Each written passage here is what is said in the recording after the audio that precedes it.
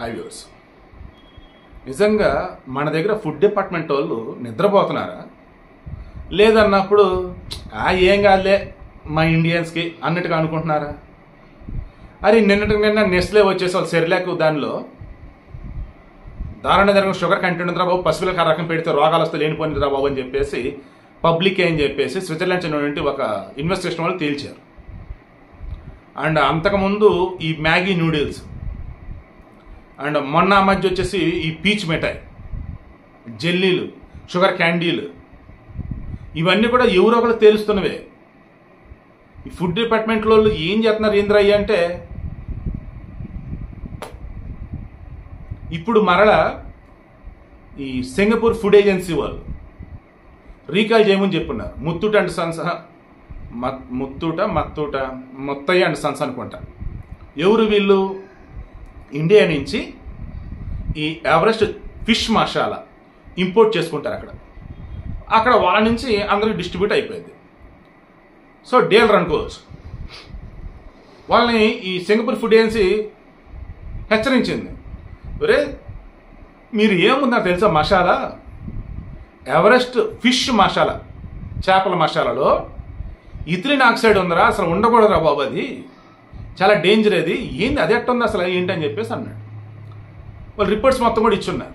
దాన్ని ఇమీడియట్గా ఆ ముత్తయ్య అండ్ సన్స్ వాళ్ళు ఎక్కడైతే ఈ ఎవరెస్ట్ ఫిష్ మసాలా ఇచ్చున్నారు మొత్తం రీకాల్ మొత్తం వెనక్కి తీసుకుంటున్నాం. అండ్ దానిని మేము ఇంపోర్ట్ చేస్తుంది ఇండియా నుంచి కదా, మళ్ళీ ఇండియాగా మేము ఎక్స్పోర్ట్ చేస్తామని చెప్పేసి వాళ్ళు అన్నారు.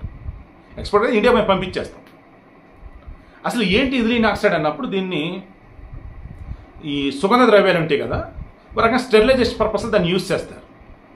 బట్ ఏకంగా మసాలాలో ఉందంటే అసలు మసాలా పొడి అసలు ఎలా ఉంటుంది ఏంట్రా బాబు అసలు దాన్ని ఎందుకు వాడతారంటే ఈ సూక్ష్మజీవులు ఉంటాయి కదా వాటిని కంట్రోల్ చేయడానికి ఒక రకంగా పురుగు మందు. అది మనకి పురుగులు కనిపిస్తే అలలాడిపోతాం, ఆ పురుగులు కనిపించకుండా తినేదానిలో మందు కొట్టుకోగా మనం బేసిక్ పాయింట్ వితండ పదం వేసే పిచ్చనా డాష్గా ఉంటారు కొంతమంది. ఎలా పురుగుల మందు అది నీ కడుపులోకి వెళ్తే పురుగులన్నీ చచ్చిపోతాయి, నువ్వు చేస్తావురా. అవును దృష్టిపడ్డారులో ఆడు సరదాగా ఒక డైలాగ్ చెప్తాడు, అరే మీ అక్క కడుపులో వచ్చేసి పురుగులు ఉన్నాయి అందరూ, సో పురుగుల మంది ఆపంటే పురుగులు చచ్చిపోతాయి అనుకోండి, బట్ మీకు కూడా చచ్చిపోయిందిరా అంటాడు. ఇప్పుడు రకంగా ఇక్కడ అదే, నువ్వు బయట సూక్ష్మజీవులు పురుగులు వాటిని లేకుండా చేయడానికి ఈ పంటల మీద ఈ సుగంధ ద్రవ్యాలు రిమైనింగ్ వాటికి సంబంధించి దాన్ని వాడతావు, నువ్వు పిచికారీ చేయడం అండ్ స్టెరిలైజేషన్ పర్పస్లో వాడతావు, పురుగులు అనేవి లేకుండా చేయడానికి, సూక్ష్మజీవులు అనేవి లేకుండా చేయడానికి. అటువంటిది నీకు ఏకంగా అసలు దీనిలో ఎలా ఉంది అసలు ఏది మసాలాలో దారుణరా బాబు, ఇది మొత్తం నువ్వు ముందు ఇండియా పంపించేసా అన్నారు. సో మన దగ్గర కూడా ఇప్పటికైనా కళ్ళు తెరిచి ఫుడ్ డిపార్ట్మెంట్ వాళ్ళు ఇమీడియట్గా యాక్షన్ తీసుకోవాలి. ఎక్కడైతే ఈ ఎవరెస్ట్ ఫిష్ మసాలా ఉన్నాయో మరలా మీరు ల్యాబ్ పంపండి. ఎవరెస్ట్ చికెన్ మసాలా కావచ్చు, మటన్ మసాలా కావచ్చు, రిమైనింగ్వి. And not only Everest, remaining కూడా ఉన్నాయి కదా, మసాలా ప్యాకెట్స్ ఉన్నాయి కదా, చాలా ఉన్నాయి కదా.